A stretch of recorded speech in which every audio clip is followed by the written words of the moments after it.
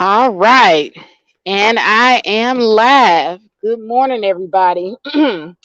Today is Wednesday, July 29th, and this is my morning ride. And I just want to say I had a really relaxing, restful week off. I really got a chance to focus on myself, whatever that was that I was focusing on, whether it be my femininity, whether it be my mental and emotional well-being. I got to focus on all of that, y'all, and I feel so good. I feel relaxed. I feel like I'm ready to jump back in. So here I am with random thoughts. I turned off social media for 7 days. Was it 7 days? Yeah, I believe it was 7 days. I turned off social media. um didn't listen to no news, just took time out to, just be with myself and surround myself with people that I love and care about, be with my family, just make connections with people in my life that I care about. Sometimes you have to do that. I think a lot of times we get so plugged in to whatever is going on around us, whether it be social media, whether it be what's going on in the news with this coronavirus. Everybody's worried about that. Sometimes you have to unplug yourself from the matrix and you have to look at what is really real in your life. So that's what I did. I unplugged from the matrix and I focused on things that were meaningful. And that's what you got to do it from time to time, just for your own sanity. Sometimes you just have to unplug yourself and plug into the things that ground you. Now, I'm not going to say that my life was not without turmoil. I wouldn't call it turmoil, but I would say that there was some things that happened that was kind of, chaotic, or not even chaotic. I would say just annoying, neighbors, little stuff like that. I got a neighbor that lives across from me. And so we have what you call carports. And so everybody has an assigned carport. And you pay for your carport in your monthly rent. So, it's all a part of your living space. So whether your car is parked in your carport or not parked in your carport, that is your space to do whatever you want to do with. You could, park a what do you call it? One of those storage spaces in your carport if you wanted to. I mean, it's your space that you rent every month along with your apartment. So, without further ado, even if your car isn't there or whatever, it'll just be an empty space. It's your shit. I have a neighbor that thinks that just because I leave my carport is open for him and his guests to use when I'm not using it, even though it's the shit that I'm paying for. So when I get off work sometimes, and this is only him and his people, I only have this issue with this particular neighbor and the people that come see him. But I will come home from work sometimes, and these people are parked in my carport. Now, granted, most of the time if they see me coming up, they'll hurry up and try to move their car or whatever. But it said there are signs all over the building that if you have guests, they're supposed to park in the uncovered parking spaces. When I moved into the building, it was explained to me that my guests are not to park in any of the covered spaces. It's understood that the covered spaces are for people who pay for the covered spaces that live there. So everybody knows this. So it's not like anybody is unaware of what the rules are. But see, this is where you get people with the stupid mentality where they don't want to follow any rules. You got these people that feel as if the rules do not apply somehow to them. And so, especially if they feel like they can get one over on you if you're a soft target, they're going to see how far they can push the envelope. So, like I said, sometimes when I would come home from work, these people would be parked in my parking space, the little carport area that I pay for. And they would, quickly move, but I would just still have to wait for them to get their shit out of my area, which I wouldn't have to wait if they weren't there in the first goddamn place. So one day I simply pulled out of my parking space to go around the corner to do a little shopping.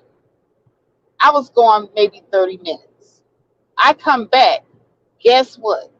My parking space is occupied with his guest again. So I happened to see him parked next to me and he's sitting in his car like it's all good. Once again, when the guy saw me pulling up, he hurried up and moved his shit. Now, there's plenty of other empty parking spaces, but they all tend to want to park in my space. And this is where I begin to feel like this is intentional. Okay. Now, I can understand maybe, if someone's jumping this car, you got to park the car next to the car for a jump. And even then, you would, if you know that this is your neighbor's parking space, you would ask, hey, you know what, I'm getting a jump or whatever, so it won't be no problem. But this is not the situation. These are people that's just parking over in my parking space for no goddamn reason. So today I decide I'm going to say something to my neighbor.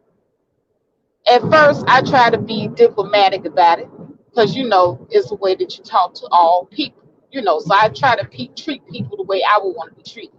So I go up to him and I express myself. I say, hey, neighbor, I said, I noticed that your guests are parking in my parking space. I said, I would really appreciate it if you would tell your guests that this is not a free parking spaces. The free parking spaces are the uncovered spaces. But you all know this, right? We all know that this is what it is. But, I have to go through the formality like I'm actually being nice and shit. Now, here's where people mistake your niceness for weakness.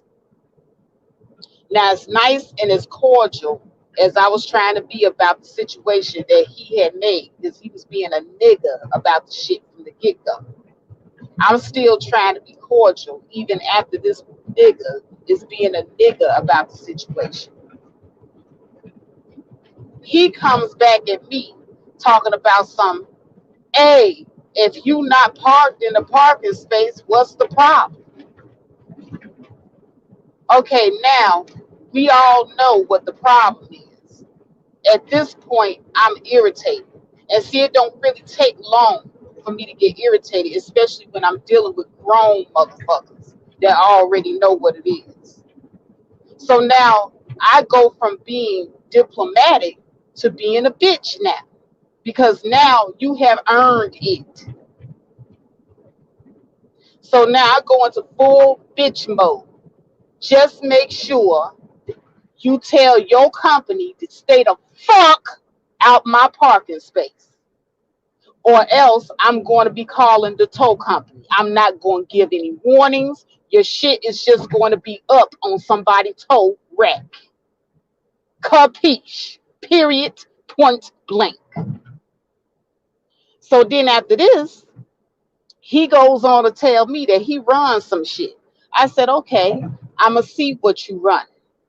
So I go down to the management office and I say, hello, Here's management. My neighbor, Mr. Pearson, says that he owns this. The office manager looks at me and says, what? I said, yeah, the parking spaces. Does Mr. Pearson own the parking spaces? Because he's under the impression that his guests can park wherever the hell they want. I need you all to handle that.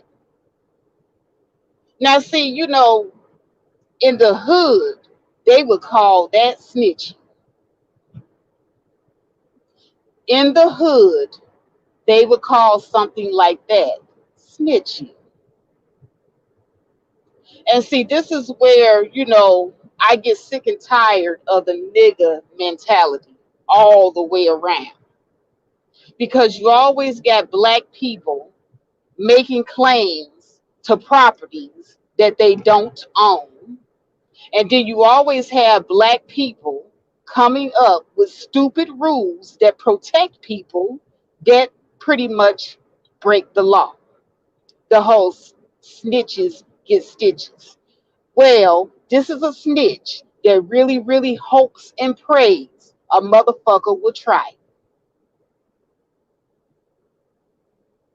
And I tell everybody, just like I told that stupid Negro with the nigger mentality that lives across the hall from me. I live for this shit. This is the reason why our neighborhoods tend to be unruly. This nigger mentality right here. Even when we leave the hood and we move to better places where we could actually be trying to have better lives for ourselves, we bring the nigger mentality with us. Now, once again, this is a predominantly, mixed area. You have a mixture of people. I'm standing out here in the middle of my courtway having a shouting match with my neighbor. And both of us are black, by the way, both of us. The area is predominantly white. Now, as the shouting match progresses and the people from the office are coming over to see what is the problem now, because now we having a nigger moment. He and I are both having a nigger moment. Now, mind you, as much as I try not to get drawn into these nigger moments, some kind of way, niggas would not allow you not to get drawn into these niggas moments because they act too niggardly for you to be civil with them. So now these white neighbors seeing two black people out here yelling and screaming all up and down the corridors and the courtways done called the police. Now, mind you, this is all over a parking space that this nigga don't own and that I actually pay for. When everything comes out in the wash, guess who's in handcuffs now? Guess who's in handcuffs? Because now, see, even though I didn't call the police, one of my white neighbors did, because there was a disturbance call and the police came and his ass is out there raising holy hell. They're taking him away. Now, this is something that I did not want, by the way. This is something that I did not want, but once somebody else calls the police, it's really out of your hands.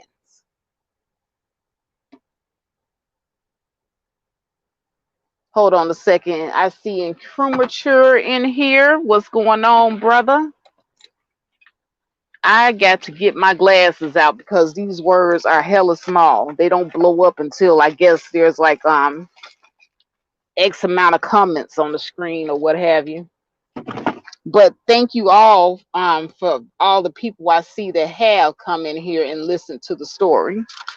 Let me get my glasses out here real quick. One sec.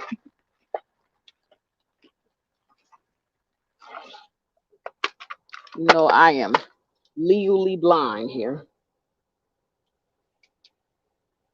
And Cremature says, why would he tell you he owns something he does not? Exactly. Pookie Bear 97 says, sad but true, our conscious level is backwards. Yeah, and this is the whole thing, y'all. Can you really build anything with people that have this type of mentality? Like, I hear a lot of people say, tell other people to move back to the hood, don't abandon the hood, you can, make money in the hood. But then you got people like this in the hood with this hood mentality, this mentality of entitlement. Now you see how quick if he was to tell me what he running over here, he running somebody else's apartment complex that somebody else owns. This is the I should make a hit the wall, but they entitled version for the hood man and the nigga mentality. Cause these fools done hit the wall, but they still act entitled, as O'Shea would say. The entitlement level is through the roof. Let me see, let me get my little bag out of here. I'm over here at the yard now. So, I'm saying this morning to say that entitlement level is not just relegated to women thinking that they are more than what they should be, even though I really don't believe that that should even be a conversation. Entitlement to me is just what I just illustrated to you guys just right now, right here. You see, this little situation that I was in growing up in Inglewood in Chicago, little shit like this is what people dying over. People with a nigger mentality that's entitled. People with a nigger mentality that think they running shit. People with a nigger mentality that pretty much terrorize their own people in their own neighborhood.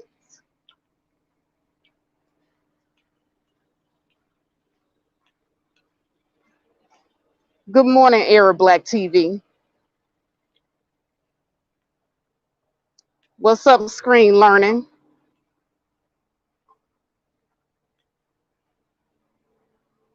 And Cremature says, I'm beginning to believe those types are deliberately wrecking the community as if they're on an assignment. You know what? I wish that it was organized, but this is disorganized chaos that we're talking about here. These people that do this in our neighborhoods, these people that terrorize their own communities, they're suffering from something.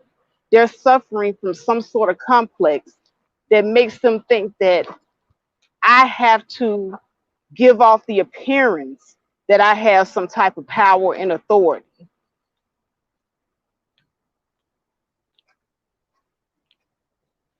You got to really, really look at the mentality of the people that are out here doing this in the community.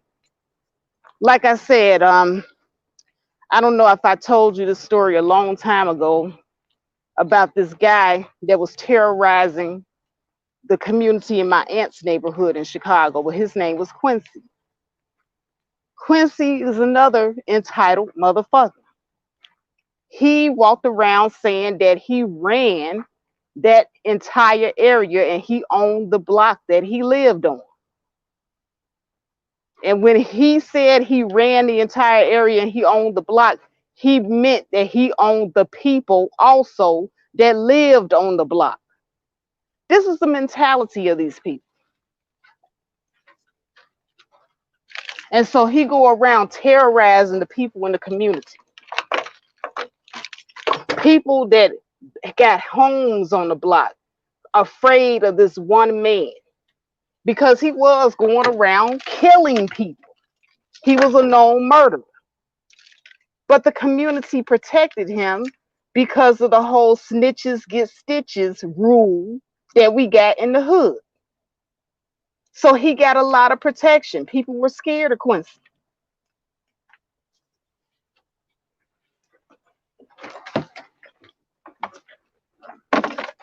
So when we sit up here and we nonchalantly preach to each other about not leaving the hood, making sure we go back to the hood to show love and all this type of stuff, I don't think anybody that really, really lived in the hood experienced people like Quincy. Because if you did, you wouldn't say it with a straight face. And if you ain't lost nobody to gun violence in the hood, I can't see how you would say something like that with a straight face.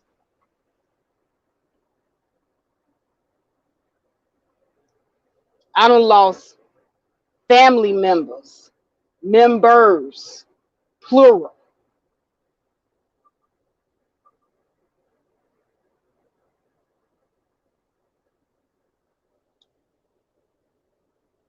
And so, I get up this morning with that random thought on my mind because, like I said, just that little incident with the parking space.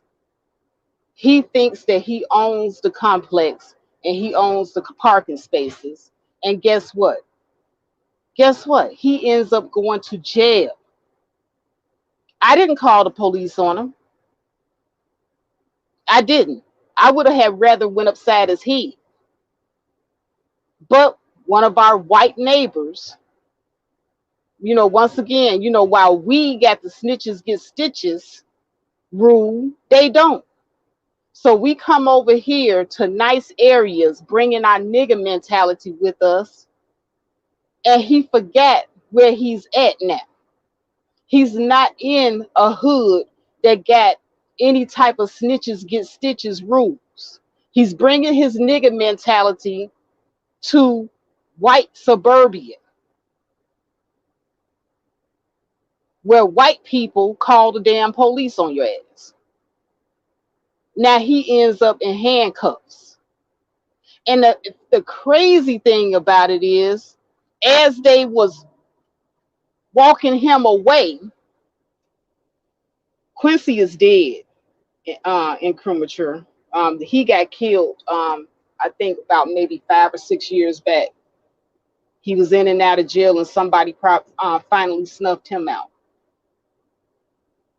But back on this fool in my complex, even though one of our white neighbors called the police on him, this nigga still had the nerve to want to be cussing me out and mad at me because he in handcuffs. This is the nigga mentality that I'm talking about. Because now you want to wage war on me for a space that I own, that I pay for, and then you want to rage war on me because the white man called the police on you.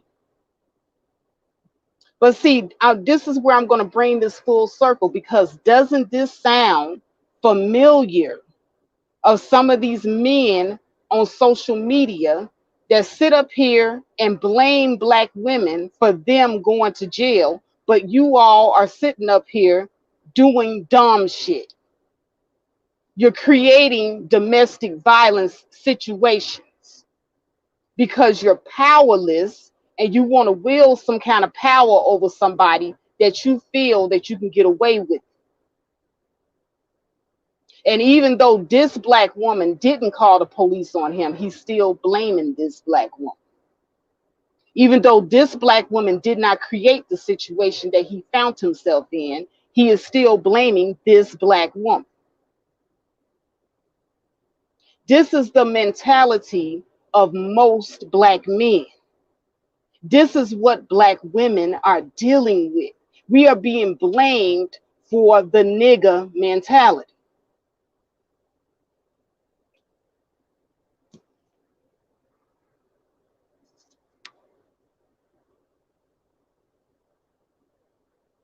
Screen Learning says the people who say to stay in the hood with the hood culture after you get opportunities more than likely were a Quincy.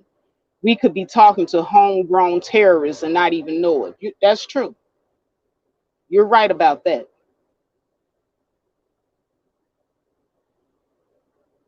Arab Black TV asks, have you ever been called or do you think of yourself as bougie? No, I'm the most Arab Black TV. And here's the thing, I grew up in the hood, so I'm never bougie. I'm the most down to earth female that you would ever meet in your whole entire life. I'm so grounded, it ain't even funny. It's just that I know both sides of the situation. I have lived in the hood, I have lived in the suburbs. Okay, I see both sides of the coin. I've been raised in the two-parent household in a hood, so I got this whole urban Denise Huxtable thing going on with the little boys from the hood twist. you know so no, I'm never bougie, never, but I do know what it takes to survive in a hood situation. And so I take every recourse that I possibly can to protect me and mine, because I do have knowledge of these things. But I see from a whole different perspective what a lot of people don't see.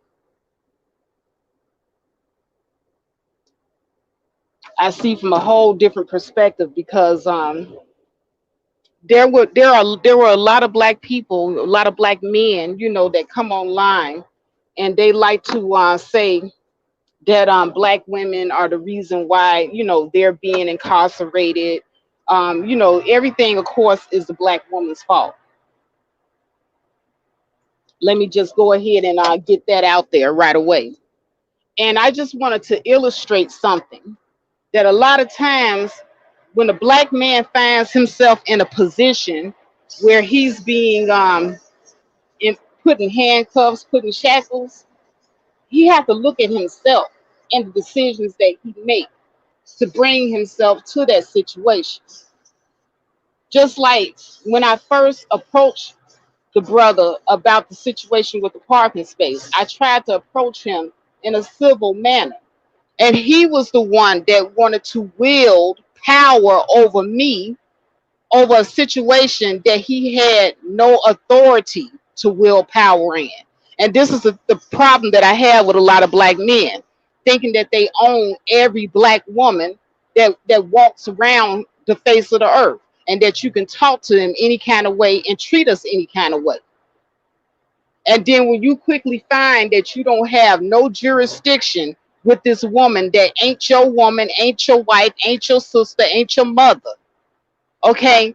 This is the issue that I have with a lot of the brothers. Then they want to play like they victims all of a sudden. All of a sudden they're victims. But they never own up to the dumb shit they do to put themselves in a situation where the police is getting called on them or they're being hauled away in handcuffs.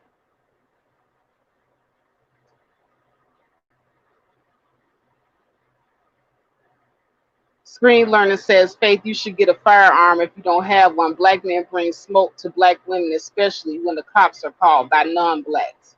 Yeah, yeah. Like I said, he not even mad at my white neighbor. He not in my white neighbor face calling this white woman bitches and hoes as they're putting him in the car.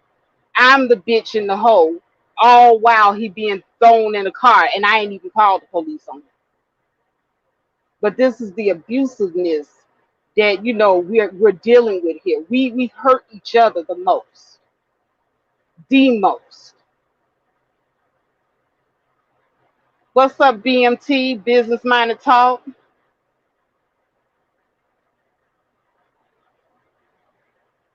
Exactly, BMT. Everyone is accountable for his or her own actions. Arab Black TV says, does man have jurisdiction over woman? Arab Black, I think that a man has jurisdiction over his woman, but if I'm not your woman, why would you feel like you got any type of jurisdiction over me to walk up to me and talk to me all crazy, or call yourself checking somebody, and this is a stranger that you don't know? This, for all I know, for all he know, I could have been engaged or betrothed to some other man. But you want to sit up here and wield some type of power or jurisdiction or check a woman that ain't even yours, that you know nothing about. This is crazy. This is the nigga mentality that I'm talking about. And the nigga mentality I'm trying to illustrate to you is not just in the hood, but I see this in the black men, even in these online spaces, and how they deal with black women. And all the excuses that they make, and all the time wanting to blame everything on black women. And these are always scenarios that they put themselves in. This is what I'm trying to get you all to see. So in a scenario like this, where I'm being harassed, in a scenario like this, where this brother done clearly overstepped his boundaries, if it were me that called the police, would I have been wrong? Would I have been wrong?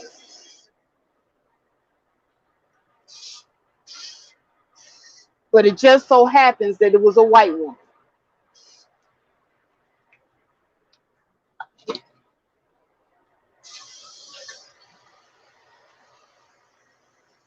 Sorry, y'all, I'm over here spraying this truck down, trying to get myself ready and disinfected for my drive.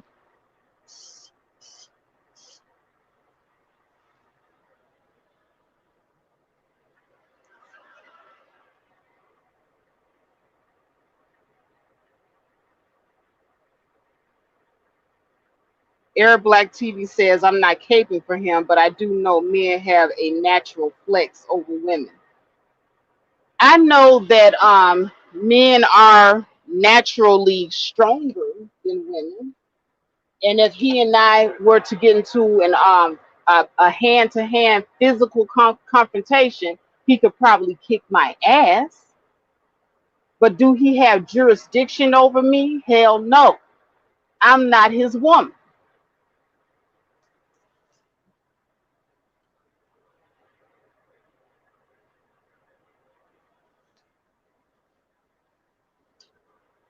And see, this goes back to the whole, submission thing.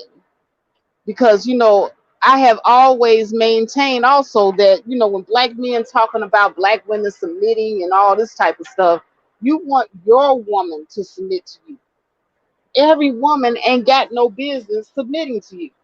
So that means by you all's logic, if you get married, your wife is also supposed to submit to any strange man that happens along, or your daughters.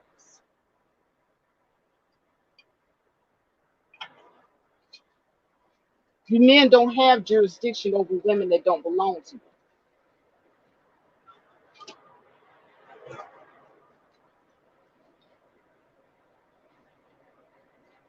But to answer the question, stream writer, I do have a firearm. But I don't, want to use it in every occasion, like something like that, a parking space. But if he had a ran up on me, I probably would have ended up having to stand my ground. And that's the other thing. Sometimes black on black crime happens because of the nigga mentality, where you have niggas that force your hand and you gotta actually kill their ass because they stupid.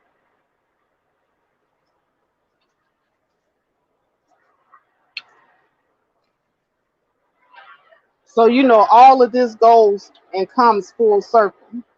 And like I said, I thought about that funeral shooting in Chicago where this person was being laid to rest. And the person that was being laid to rest was killed as a result of gang violence, by the way. But the gangs, they couldn't stop banging long enough for the poor man's family to bury him. Even the mafia used to allow people to get buried. They over at the funeral shooting up the funeral. And so when the people at the funeral returned fire, and this is how I don't like how they report our business in the news. Because for me, when they returned fire on the people that came shooting up at them at the funeral, to me, they had every right to return fire. And here's why. How they know that everybody at that funeral were not registered gun holders? Now, I remember when the same situation happened at a white church. A white shooter came into this church, and the white men in the church were armed. They returned fire and they took down the shooter.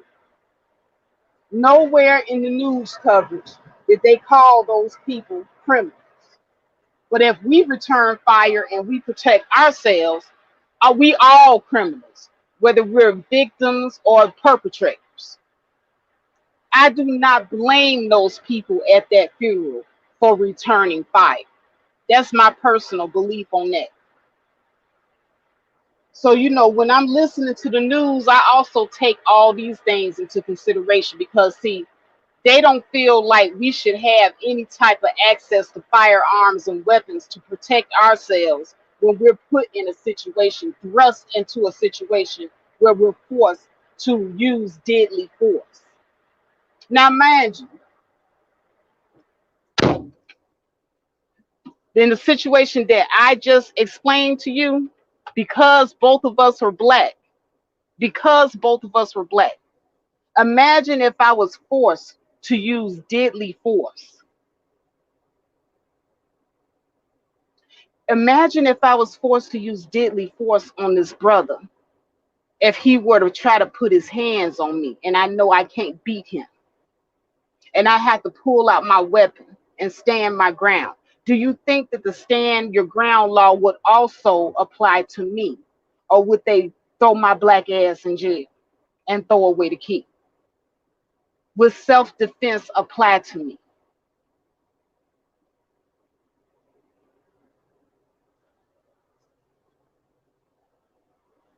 I can answer that question for you, but I want to see what you all think. Do you think that the self-defense would apply to me? And while you guys are thinking about that, I'm going to look at the comments.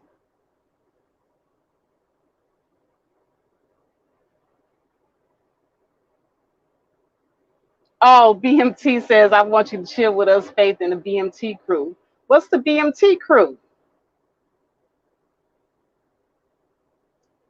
And Kermature says, yes, please take caution and make sure you've got an equalizer weapon. He'll possibly try you again when he gets released from jail. Air Black TV says, me either, Faith. I believe all our image in news and media is illegal and defamation of character. Yes.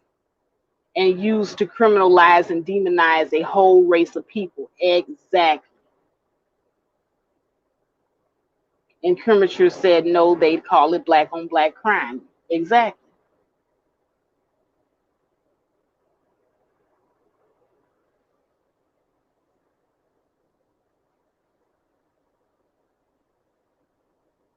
But a white woman in the same situation that I'm in would be in a much better position because they would say that it was self-defense for her. White women are very protected in this country, even against their own men.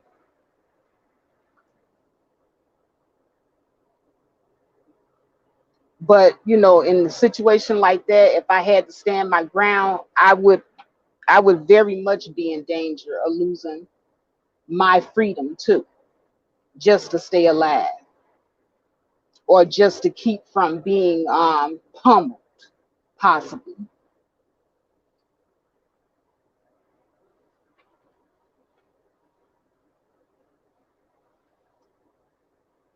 So I did the next best thing that I could think of to do. I had to enlist the help of a man. And I do have reliable men out here that I know, big, strong, strapping men, very intimidating men.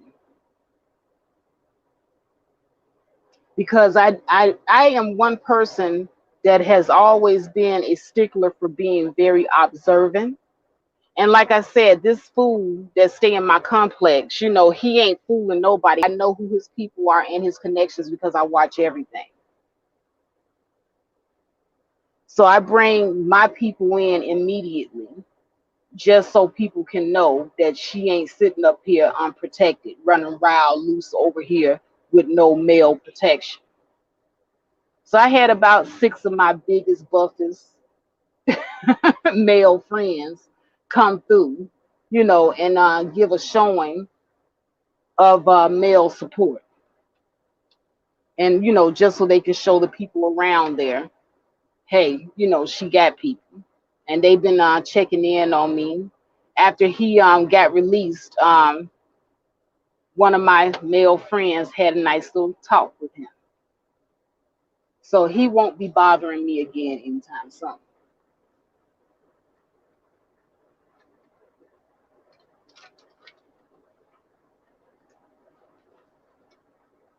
But it's just a shame that we have to go through these scenarios with one another. And this is a very nice neighborhood, by the way.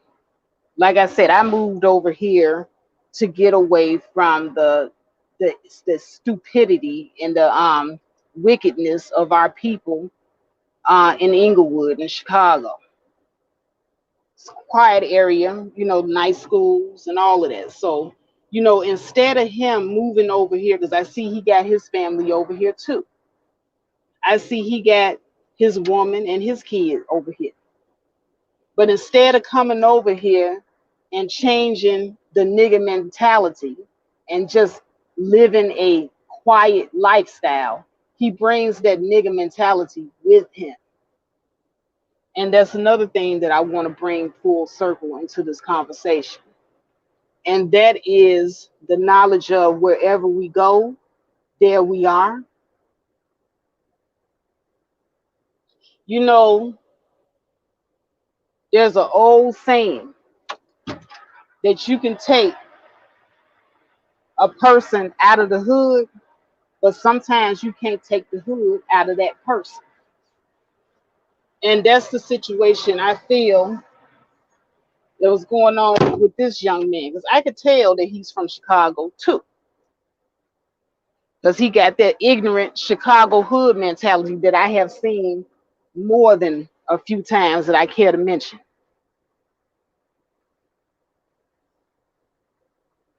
And he's all the way out here. He done made it to a place. I don't know what his circumstance was that brought him to this nice place, but I'm quite sure maybe he worked hard or whatever, and pulled his family over here. But instead of coming over here with a mentality that I'm going to give my children something different, he's over here with a nigga mentality that I'm going to bring this nigga hood shit over here with me.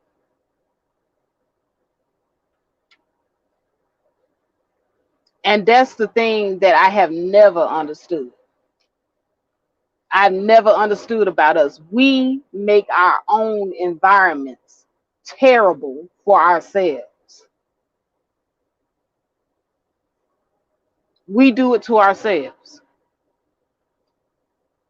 Even when we're put in good environments where things could be different, some of us choose to be stupid.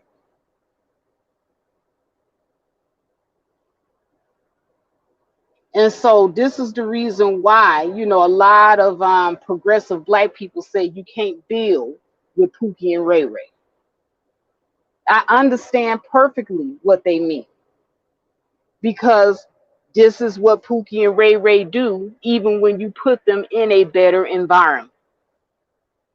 Some of them choose to continue to make the environment unsafe, unpleasant for everyone.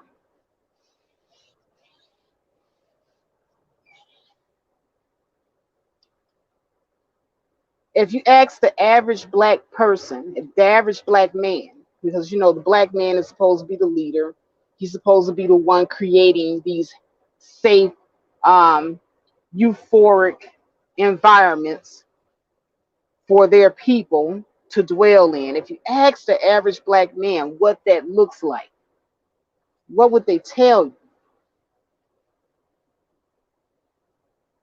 When they first built the projects were beautiful. But then Negroes moved into the projects and they turned it into, they created the environment that the projects became. You ever heard of the old saying, home is what you make it? Your community, and your neighborhood is what you make it.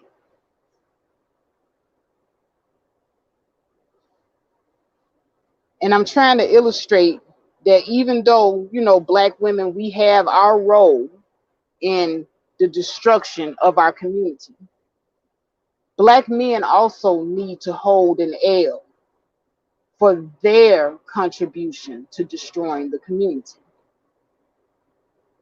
Because it is the men that set the standard for safety and protection in the environment.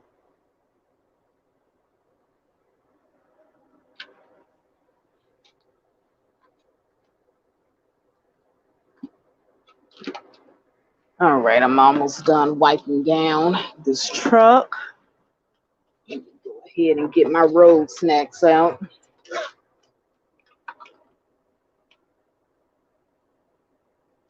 Let me also look at these comments that I might have missed.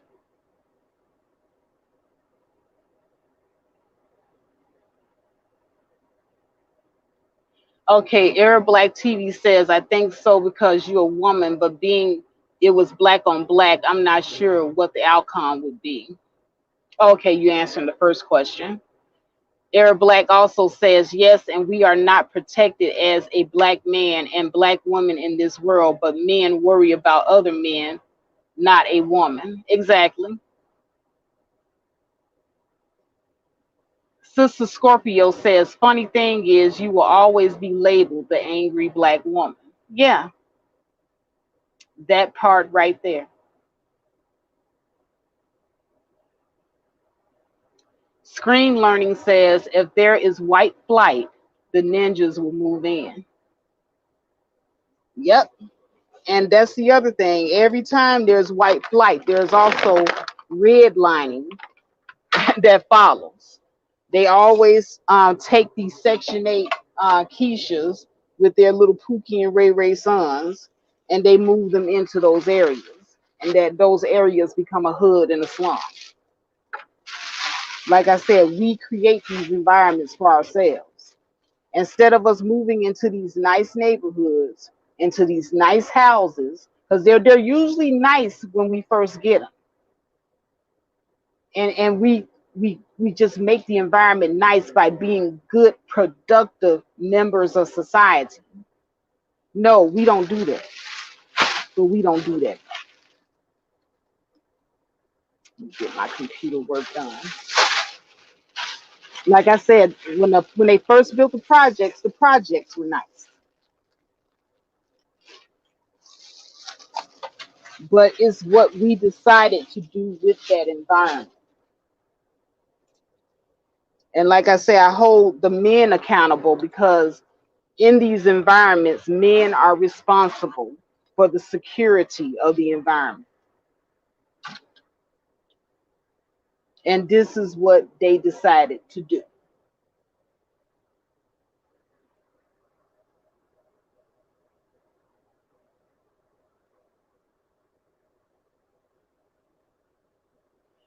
Eric Black says he's his own man and will get what's coming to him no matter where he go. That's pretty much the end of it.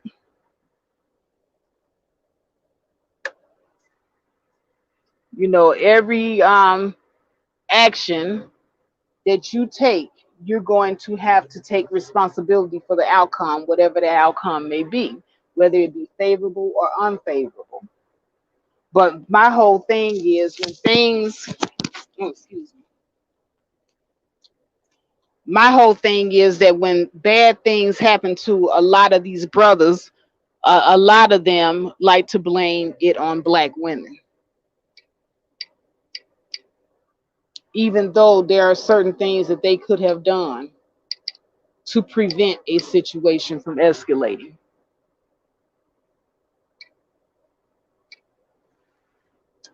Okay, this is my trailer.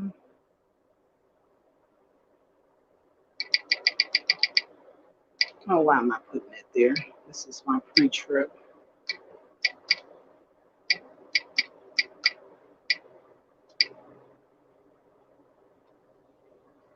Okay, and now I got to get my timesheet together. Bear with me, guys. I'm doing two things at once. I'm multitasking here.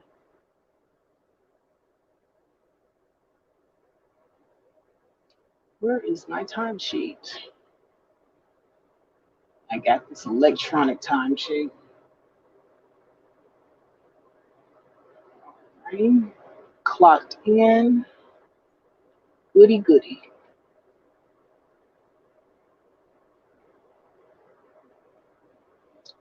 All right, so now where was I? Because like I said, there's a lot of things that I want to bring full circle to this conversation because you know a lot of times people don't really look at things in a certain light until you give them real world situations and a what if it were you or what if it were somebody that you know type thing.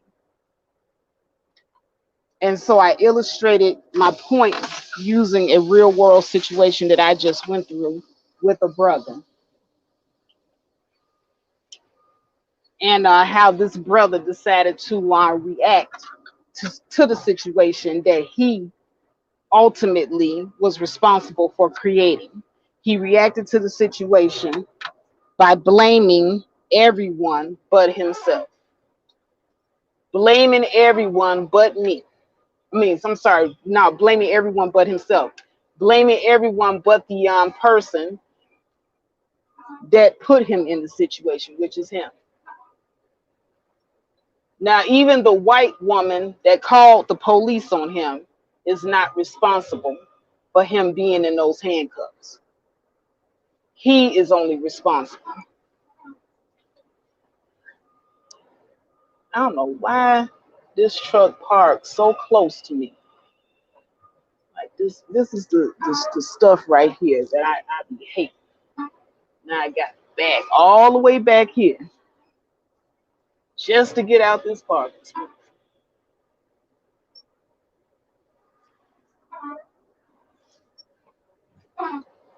Make sure my mirror don't hit the back of this trailer. Just ridiculous. People don't know how to park over here.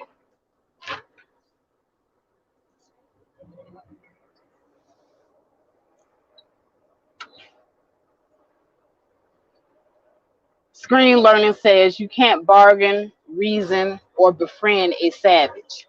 If he acts up again, he'll have to be put down. The community finally benefits when the hooligans get old or die off. Exactly. And that was the case with Quincy, the young man that I was telling you all about that was terrorizing the neighborhood in Inglewood. He was going around killing people. They finally ended up executing him.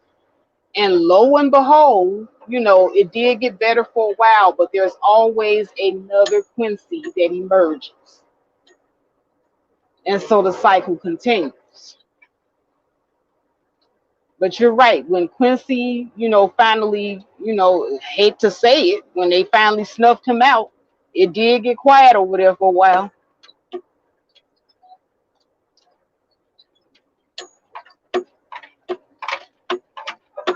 Things got nice and quiet for a nice little while when he got snuffed out. I ain't, it's just pretty sad to say it, but yeah. And that is a harsh reality.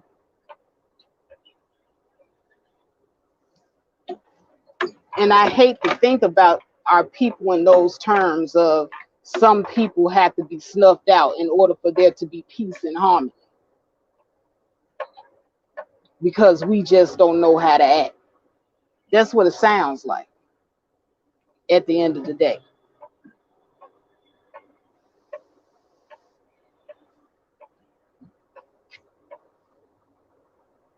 Oh, shoot, I got to set up my Navi.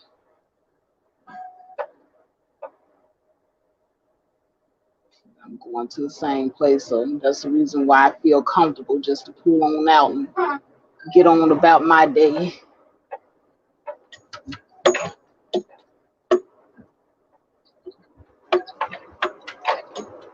All right, now we got everything set here, and I'm rolling.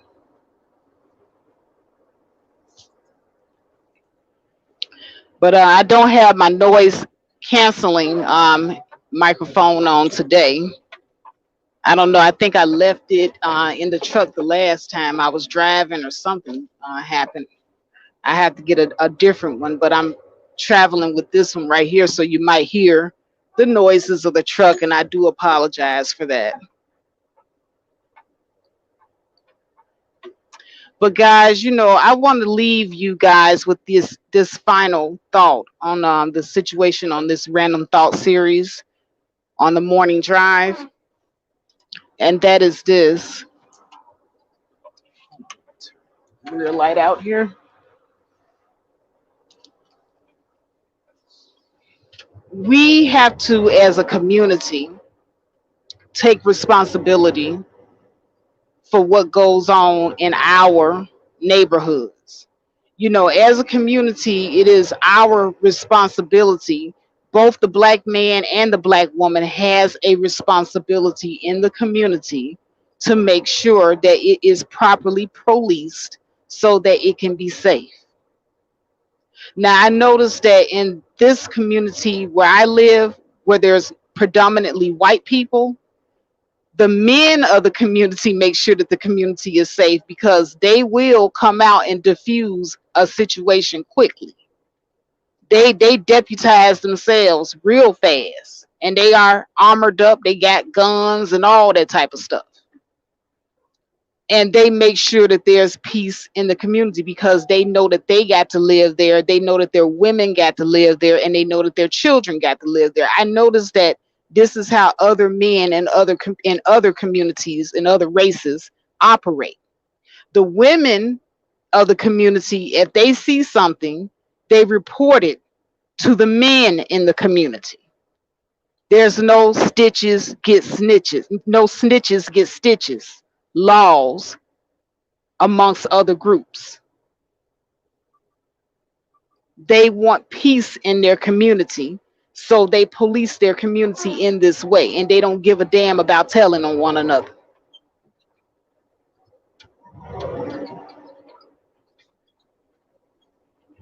And so we got to adopt that if we ever want any peace in our communities. We got to adopt that mentality.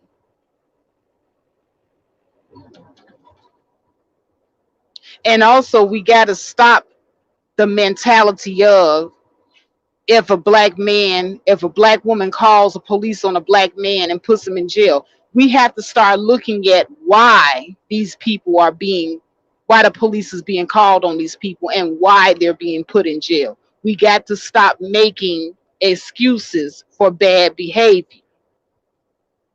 If the behavior was bad enough that somebody had to call the police upon someone, we're going to have to start as a people looking at this, analyzing it correctly, and saying, hey, that person deserved to go to jail.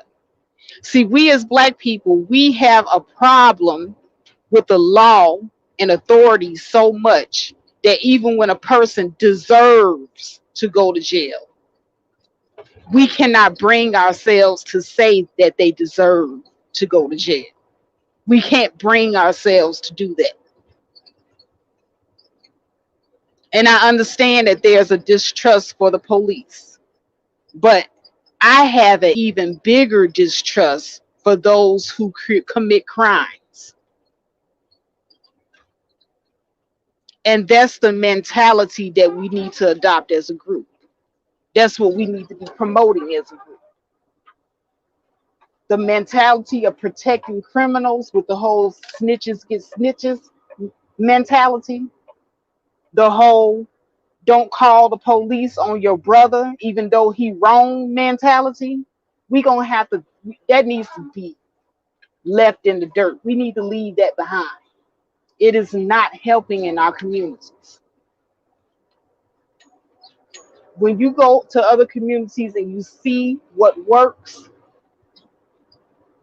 then you should try to implement it in your own. Everywhere we go, no matter, even if we were to get our reparations tomorrow, even if they gave us our 40 acres and a mule, and we were all running around here rich, we would still have niggas with the entitlement mentality that they want to wield power over somebody.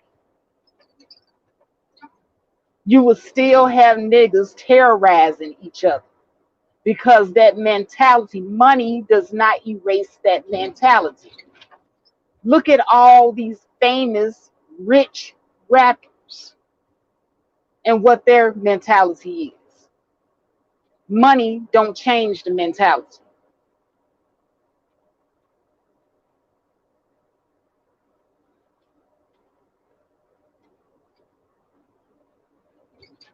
But it is a code of conduct that will change this mentality.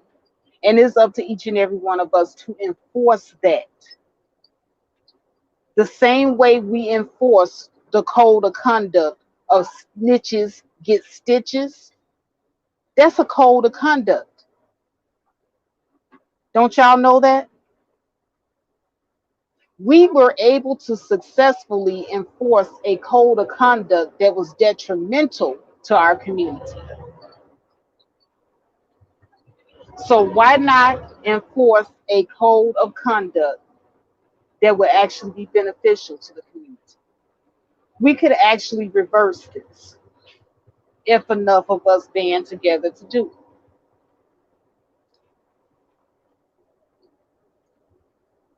Now, before I leave, I'm going to acknowledge the comments that I didn't get to acknowledge.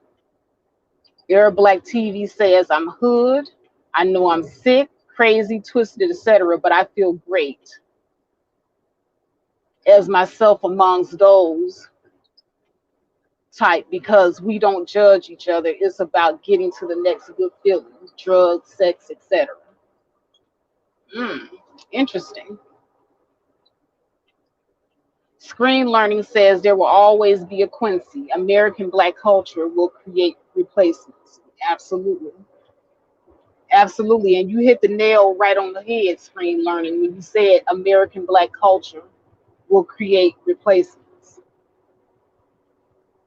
Because that's exactly what I was getting at as far as the code.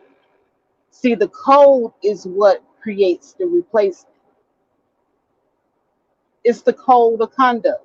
The whole snitches get stitches. The whole hood culture. This is the code of conduct that we've created amongst ourselves. We've created a code of conduct that's detrimental.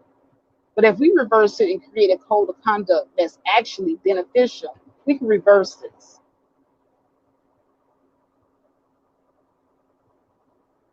Black people, Arab Black TV says, Black people must understand Black people lives and mentality. I'm Black and hood, and that's my only understanding, and don't care about anything or anybody else. I give it in love and want it back the same. Absolutely.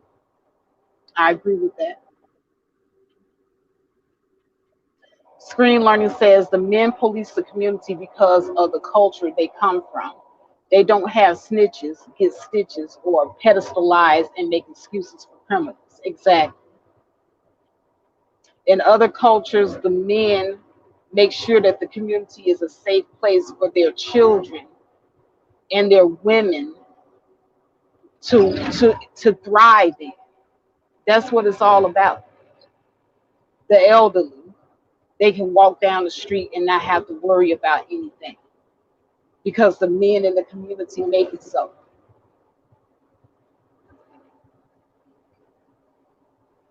Arab Black TV says we already have our own mentality. It's called pro black. We have a culture, it's called hip hop. And wait a minute.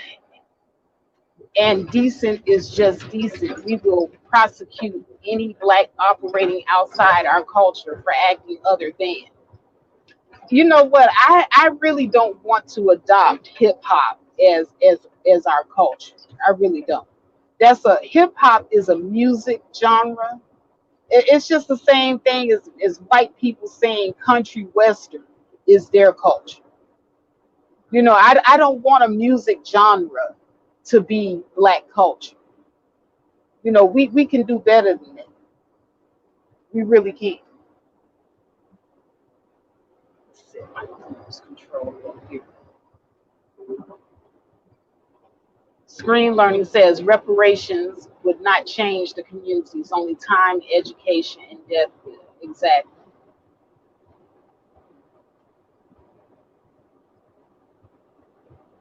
Screen Learning says we erase our progress with music, media, and marketing. We have to separate ourselves from toxic and dysfunction and let the hood have its way. Those who escape the mentality are the ones we keep. And I agree with that because, given the situation that I was in yesterday, like I said, there was no reasoning with this guy, no reason.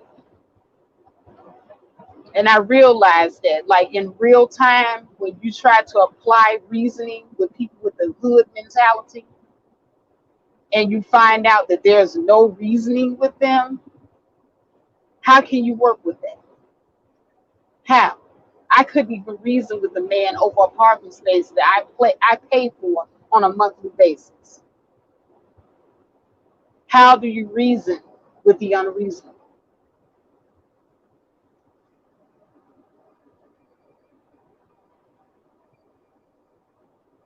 Arab Black TV says, Faith, I think you want black men to be on board with how women think. My thing is, women don't pair bond with those same type men. So there's a disconnect and a lie somewhere in the actual. No, actually, and here's the thing, just because this message is coming from a woman does not mean that the message is not valid. Arab Black TV, my message is that black men are responsible for the environment, for the environment being safe. If there are hoods where there are men running around killing and robbing and committing black on black crime, the men are responsible for that. Women ain't got nothing to do with it.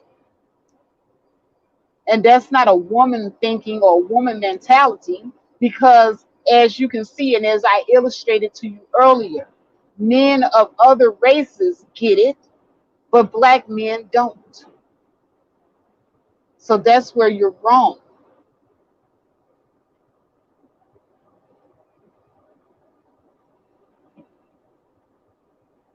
Arab Black says there's positive hip hop as well. It's all in what you personally pay attention to. Yeah, I pay attention to the positive hip hop, but where is the positive hip hop?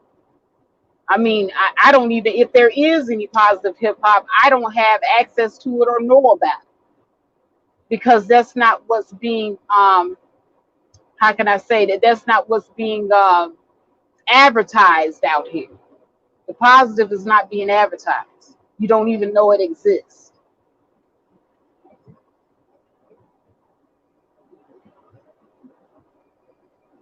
Eric Black says women have the apartments and homes in the upper echelon neighborhoods. They move the hood dudes in. Yeah, like I said, I acknowledge that, black women do have to take responsibility for our part too, because a lot of these hood dudes are coming out of our households. Yes, I acknowledge that. I do. And these are the people that we have to deal with. Absolutely. Like I said, black men and black women together have to take responsibility for what goes on in our communities and in our hoods. Just like when they come out with these statistics, they come out with all of this social, how can I say, uh, sociology information about what's going on with different people. Other groups take the information and they make the changes that they need to make in their communities. We take the information and we don't make no changes, but we sit up here and rub each other's faces with it. It's ineffective. Everything that we do has no positive effect at all whatsoever.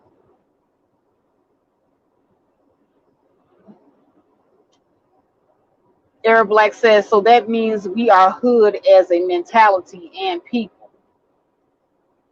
Collectively, that's what it's looking like. Even though we have a lot of great members of our society, but there are the Pookies, the Keishas, the Boom Quishas, the Ray Rays, the Quincy's out there that make it hard on those of us that don't have that mentality. Like I said, I come from the hood too, and I moved out, and I'm in this great area, and I'm trying to, make a good start for me and my family, not bringing that mentality with me. But you got Quincy that lives across the hall from me, come from the same hood, the same area. Like I said, I recognize Chicago when I see it, but he's gutter. We got two different people with two different agendas. But I'm a woman and he's a man. Now you would think him being a man coming from that bad situation, that he would come into a good situation with a different mentality like myself. Men set the trend for the environment being safe. He's coming into a good environment, making it unsafe. And that is the leadership that he is starting forth as a black man. And this is how you get a lot of black women, excuse me. This is how you get a lot of black women that don't trust the male leadership in our communities because this is what we see. Even if you put us in a brand spanking new environment, great everything, we got our 40 acres and a mule, you're going to have people like that in the environment setting the tone for the environment being unsafe. And this is what we want for ourselves. Like I said, entitlement does not just apply to women.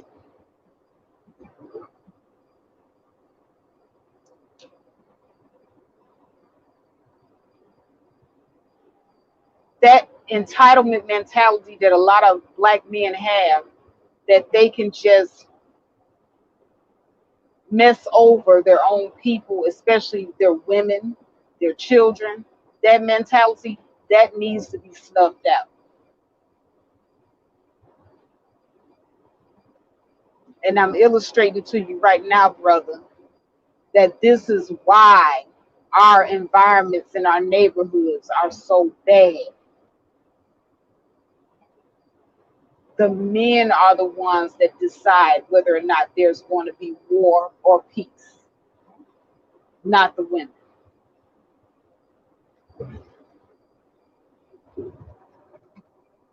Okay, I'm going to read a few more comments, and then after that, I got to go because I really be trying to keep these streams down to an hour. Screen Learning says no matter how Quincy got here, was raised, or who he gets created by, he is dangerous. Exactly. That's the takeaway. A menace to society is a menace to our way of life. Exactly. Sister Scorpio says the focus is always on those types. Arab Black TV says black women do not bond with forward thinking men and more positive men. They don't even know or like those type of men, but want community to change is a whole lie and non-practice. Okay, now this comment is going to actually cause me to spend a little bit more time because you said black women do not bond with forward thinking men. Now, I grew up in a neighborhood, right? Inglewood, south side of Chicago, okay?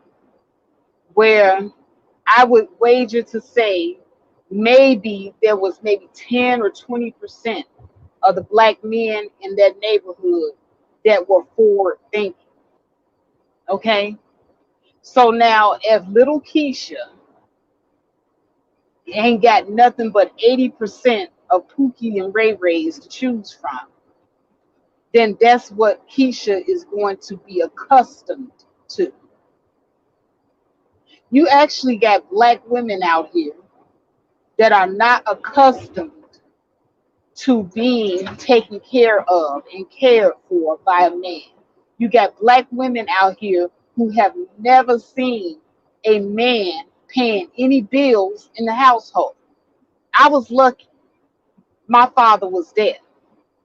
But many of my girlfriends, they never had a man in the household that they saw taking care of the household. All they saw were women hustling and making do with what they could for the household. All they saw were the men hustling the women and the women trying to hustle the men, it being a dog eat dog world. And this was 80% of the population in Inglewood. So when we sit up here as a group and we talk about black men choosing better or black women choosing better, you have to look at the environment that these people are coming up in and the pickings that they have to choose from, both male and female. Because I'm not just saying that it's just all on black men's side where the pickings are slim, but there are slim pickings also on the female side because a lot of these women don't know how to be women.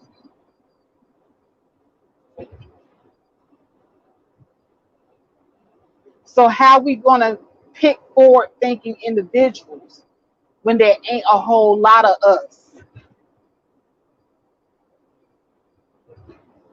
That's what I'm trying to get you to see. When you have a person growing up with a certain mentality, and that's all they know. And even when you try to reason with these individuals, because that's all they know, they give you heavy pushback. That's what we're dealing with out here, Arab Black TV.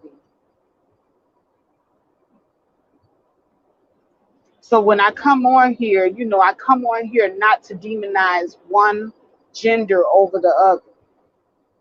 I come on here to provide more clarity as to what we're looking at. That's what I'm trying to do. And Curvature says, yeah, they make damn sure women don't like normal brothers to the point that they seem strange to some women. I've seen it over the years. Exactly. Exactly. because you're going to have a certain group of women that want to make sure that men get accustomed to their bullshit. And then you're going to have a certain group of men that want to make sure that women are accustomed to their bullshit. And there's very few in between that can think outside or look outside the box and see that other races and other communities and other groups of people don't live like this. And they escape that horrible, ratchet matrix. Very few of us are lucky enough to do that. But there's so many of us that's still caught up in our own ethnic matrix. I call it the black matrix. There's a lot of us that still plug in to the nigga mentality matrix. And so we sit up here pointing the finger at each other, talking about who should have chose better. But this is the environment that these people are in.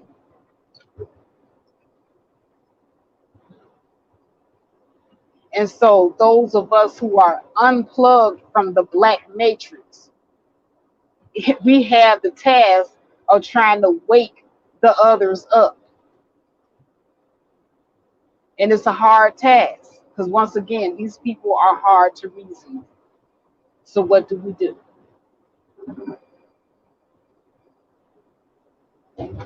Hmm? What do we do? How do you unplug the rest of these people who are stuck in the black matrix of nigger mentality?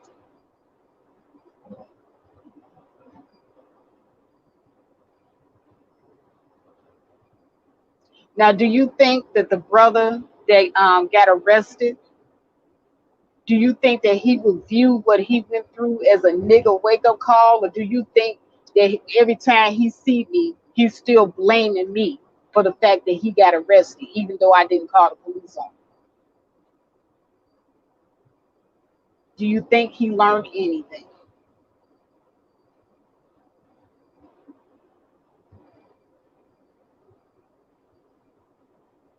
The only thing he understands is them six brothers that came in his face and told him not to ever bother me again. That's the only thing he understands. And that is what I'm illustrating to you. We got to lay down the law and we have to set our own code of conduct. And unfortunately, it's going to have to be men that set forth that, because men only respect the power of other men. I know this, and that's the reason why I was wise enough to enlist men to deal with him.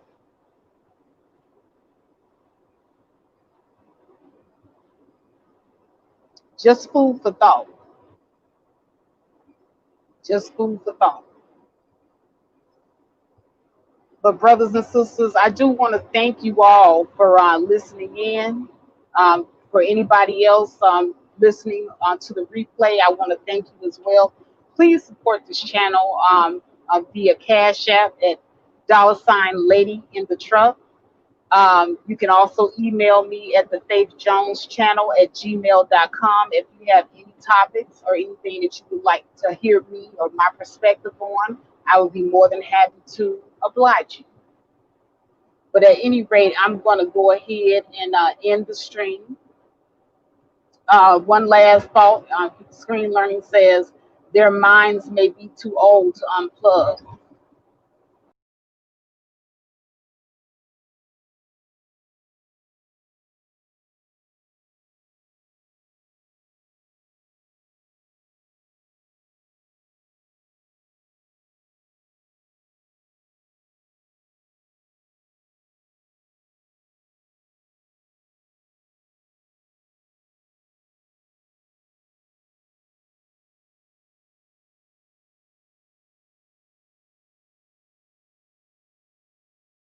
About to hit the wrong button there.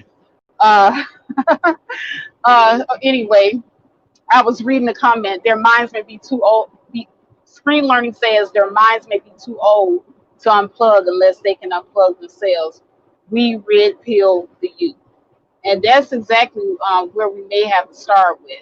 We might have to actually start with.